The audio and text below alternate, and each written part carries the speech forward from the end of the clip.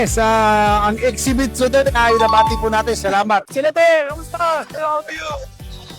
Ito na masasabi niyo po sa napakagandang booth ni Sir Charlie. Dito sa motor booth, Alpine Stars. Ito yung mga produktong talagang naniniwala ako na magaganda. At ginagamit ko talaga. Mahilig yun tayo ng motor. Of course, nabati ko si Alcamba Inside Racing for the 20th year of the Motor Fest. Siyempre sa mga rider na tulad ko, malaking bagay ito para makita natin yung mga bagong produkto, mga bagong technology, mga bagong linya.